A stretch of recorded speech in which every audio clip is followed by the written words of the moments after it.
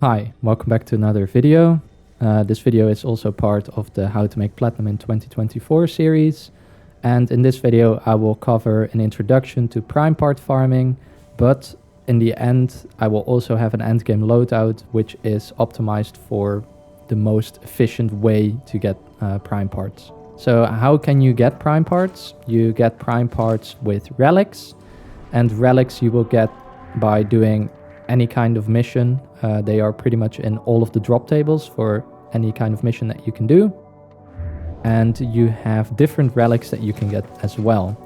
So if we go over here in the back of the orbiter, you have this void relics segment. And here you will see that you have 4 different eras, as they call them. So in the Lith era, you have relics that you get by doing low-level missions. The Meso era is from missions that are low to mid-level. Then Neo relics are mid towards end level.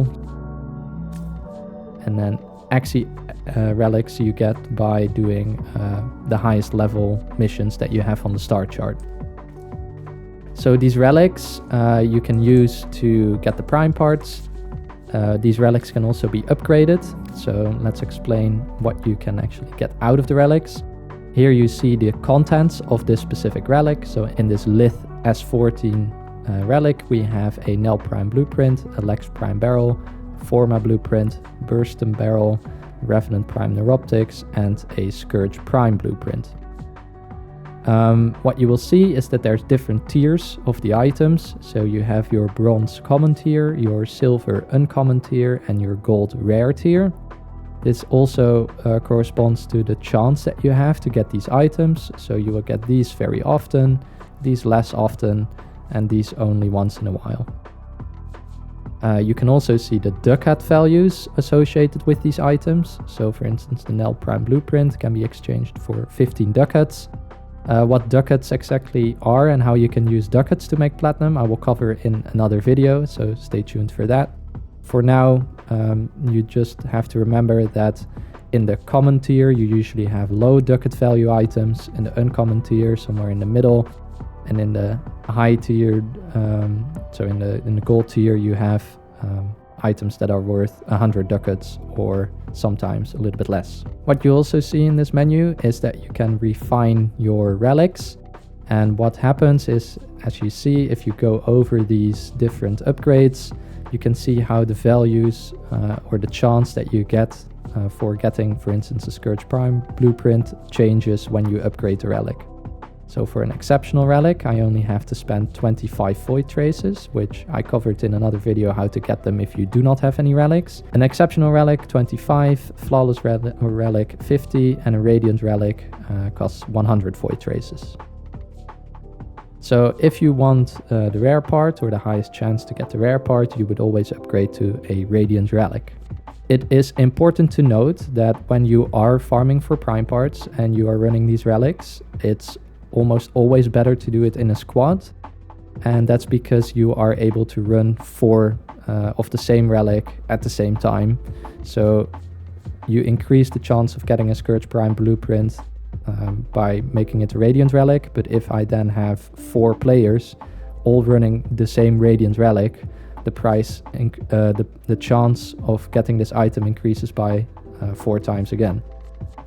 So you can look for squads for relics by using the Recruit tab, which you can find here in the chat. In the Recruit tab, people will usually say they're hosting a certain relic and then how many people are at that point in the squad. So here there's someone hosting an Axi B8 relic, and there's at the moment 3 people in a 4-man squad. So there's 1 place left. I can then select what this person is linking, and then I can see whether I have the relic myself, and I can see what's in this relic as well. Then if I decide to run with this person, I can go and talk to them and I say invite, and then we can run the Fissure mission together. What you will also see is that people put either rad or sometimes int or flaw, and this relates to int is intact, which is no upgrades. So this is usually used when people want to get the common parts. And exceptional is not really ran that much. Flawless is sometimes run if people are looking for uncommon parts.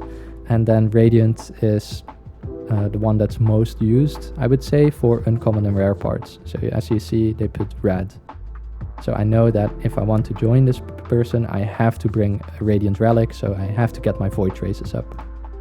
The amount of Void Traces that you can store is increased by Mastery rank, so the higher your Mastery rank is, the more Void Traces you can store. Now you have your relics, you might have some of them upgraded. As shown in the first part of this guide, or this series, I've explained Void Fissures, so now I want to tell you what kind of Void Fissures are the best to use when you want to get prime parts. So in this list, you are looking for things that are, for instance, Sabotage can sometimes be good, sometimes it's also a longer type of mission. I know that this one is a little bit longer. You can look on the Warframe wiki which sabotages are quick and which are slow, I believe. And other missions that are really fast include Exterminate, Capture, Rescue here as well is a good one, but try to avoid the endgame ones like Survival and Defense. This is because usually you can complete Rescue, Exterminate, Capture and Sabotage missions within 5 minutes. And these Defense and Survival missions only reward in survival missions, you only get a prime part every 5 minutes, and in defense it depends on how fast you kill the enemies, but it's usually also a lot slower than rescues, exterminates, captures, etc. So if you run one of these missions, you get your prime part, very nice. Now what should you do with the prime parts that you got? The first thing is that not every prime part is worth keeping. Some of them are worth selling off for ducats, and some of them you would like a set for yourself first and then sell the duplicates that you get. So I will put a list on screen of prime items that are always in the relics, which are not really worth keeping or selling for platinum. It's best to save these up for ducats and then sell them once the Void Trader comes along, which happens every other week. So to illustrate, if I go into one of these relics, for instance, the Lex Prime and the Bursten, these are filler primes, so to say. So these are put in relics. Pretty much every new relic that's released, they will have Lex parts, Bursten parts, Breton parts, which you do not really want to sell because they are worth almost nothing, and spending the trade on it is more of a waste than trying to sell something that's worth higher amounts of platinum. The best prime parts to get are actually the ones that have most recently released. So one of them is right here, Protea Prime, which only released 4 days ago. So what you would do is you would try to run as many Protea Prime relics as you can to get Protea Prime and sell these Protea Prime access parts. Another essential thing that I want to mention about prime parts is that you should pretty much always save them up until you have a set of a certain prime part. So I can show that with one of these relics. So let's say the Lex Prime. I can see the Lex Prime consists of the Lex Prime Blueprint, the Lex Prime Barrel, and the Lex Prime Receiver. So this is a 3-part prime set. And once I have the set complete, usually a set is worth more than the individual parts combined. So I will go over to Warframe.market to show an example of this and also show how you can use this to your advantage when you want to make platinum and trade for platinum. Okay, so here we are on Warframe Market. As you can see, I looked up for the Ash Prime set. The Ash Prime set consists of his blueprint, his chassis, his neuroptics, and his systems. Then on Warframe Market we can click on these items to see what they're worth. So the entire set is 74, the blueprint is 10, the chassis is 9, the neuroptics is 13, and the systems is 23. So if we add up these individual values of the parts, so that's 23 plus 13 plus 9 plus 10, we get 55. So 55 platinum for all of these 4 parts, but then we can sell the set for a total of 74. So we gain platinum by doing that. However, if you do this, you need probably 4 trades for all of these individual parts and then 1 trade to sell the set. So if you're MR5, that's all of your trades for the day all gone out of the window. So a more optimal way of using this fact that individual parts are worth less than the entire set is by farming the parts that are easiest to farm and then buying the rare part, because this saves you the most amount of time. So you can run relics for the neuroptics, the chassis and the blueprint, which you get multiple of. Then you only have to buy the systems, and then you can still sell the entire set for a profit.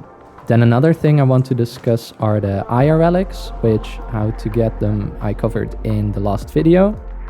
So let's go over to Maru's Bazaar and then I will explain what I mean with running the Aya Relics. Okay, so here we are in Maru's Bazaar at Visaria again. So what I wanted to explain is that these cycles of primes getting vaulted and unvaulted influences their price as well, because the supply changes. And for a more in-depth explanation of market trends and predictions, I will make another video in this series about all of that. But for now, what you should note is that this is the other kind of relics that you want to do as many as you can of, because usually these prime parts will appreciate in value over time. So sitting for a little bit on, for instance, some Ash Prime parts, we'll see an increase in price, and so you can get more platinum for these parts as well. And right off the bat, these parts are usually worth more platinum than the parts that are currently in the rotation, just in general rotation, like Protea Prime is in general rotation at the moment. So farming Aya and doing these relics can be really profitable. And you can also use the tactic which I just explained, so you don't have to spend all of your Aya on, for instance, this Neo A10 relic, which has the Ash Prime systems blueprint. Instead, you can buy a bunch of these other ones, which you are more likely to get the Ash Prime parts that you want out of, and then do not buy these ones, but buy the systems yourself. Okay, so with all of that covered, let's show you the endgame fully optimized for efficiency prime parts farming build. For this, I am using Titania. I have Titania Prime.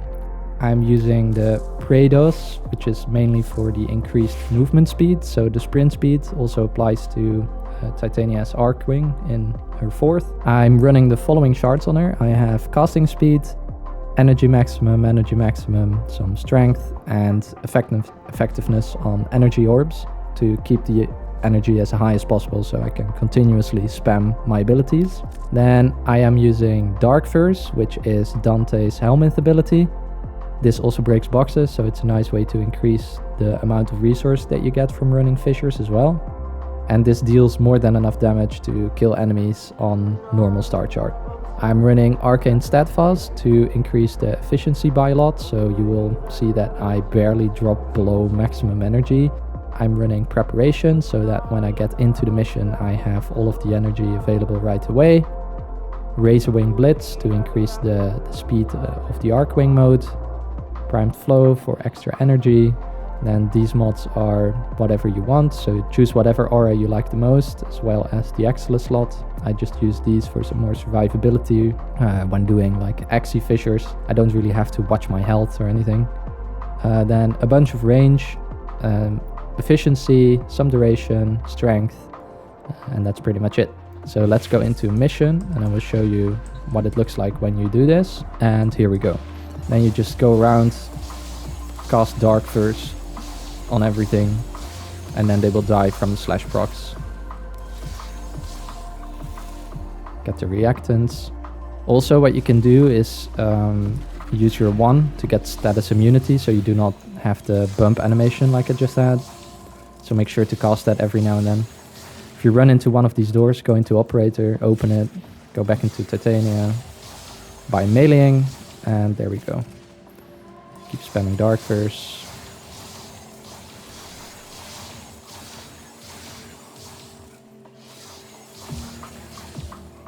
As you can see, my energy is barely running out. We are pretty much maximum energy all the time. This is the other reason why I once why I was only using the Praetors, is it increases the chance that you get ability, strength and range on your relic opening, which helps you easily finish off the last couple of enemies. If you need to pick up stuff, go out of your Titania into Operator and pick it up. And that's it. So there we go. Now we have a prime part in 1 minute 23, but if you really do this meticulously, you will see that you can also even get prime parts within a minute. Okay, well, thank you for checking out this video in the How to Make Platinum in 2024 series. In the next one, I will most likely discuss some trading techniques, as well as spending your platinum and what you should spend your platinum on. And with that, thank you for tuning in. Hope to see you in the next one. Bye.